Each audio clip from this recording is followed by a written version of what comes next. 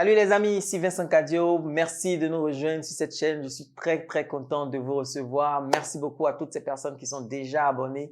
C'est grâce à vous que la chaîne se porte bien. Si vous n'êtes pas encore abonné, cliquez sur la cloche pour recevoir une notification. Cliquez sur je m'abonne pour vous abonner. Aujourd'hui, nous allons parler d'un thème qui est extrêmement important.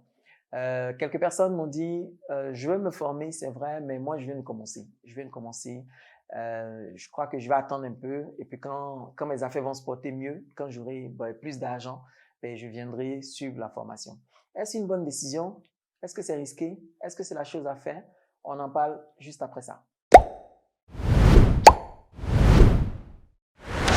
Nous sommes de retour pour ce thème très important. À quel moment est-ce qu'il faut se former? Et pour ça, mon avis est simple.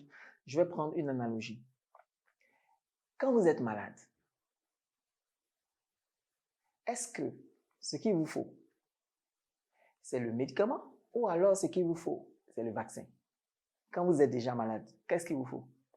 Généralement, quand on est déjà malade, ce qu'il nous faut, c'est le médicament pour guérir de la maladie.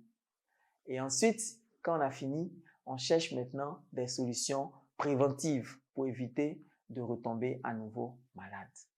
C'est pareil, mesdames et messieurs. Lorsque vous démarrez et que vous ne vendez pas bien parce que vous ne savez pas vendre, à quel moment faut-il vous former? Quand vous saurez vendre ou justement vous devez vous former pour pouvoir arriver à vendre de sorte à ce que votre situation devienne reluisante. Mon conseil est le suivant, c'est maintenant que vous devez vous former.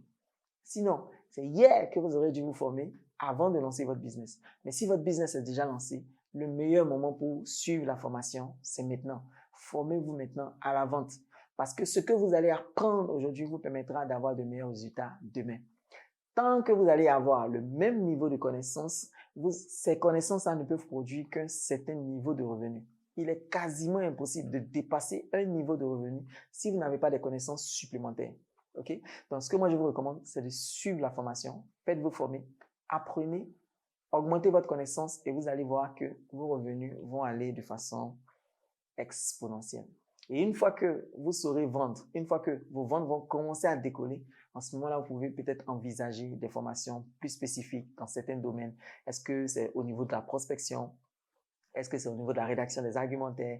Est-ce que c'est au niveau de la gestion des objections? Est-ce que c'est au niveau du suivi, etc. Vous pouvez penser à planifier toutes ces choses-là plus tard, quand votre business va commencer à générer vraiment beaucoup d'argent. Mais au départ, alors qu'il ne génère rien, c'est exactement le bon moment pour apprendre à vendre. OK?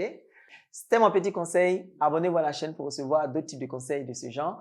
Et dans la prochaine vidéo, nous allons voir comment répartir le bénéfice généré par son business lorsqu'on démarre. Vous démarrez votre business, vous avez un peu de revenus, vous arrivez à générer du bénéfice. Comment utiliser intelligemment ce bénéfice pour permettre à son business de grandir? C'est ce que nous allons voir dans la prochaine vidéo.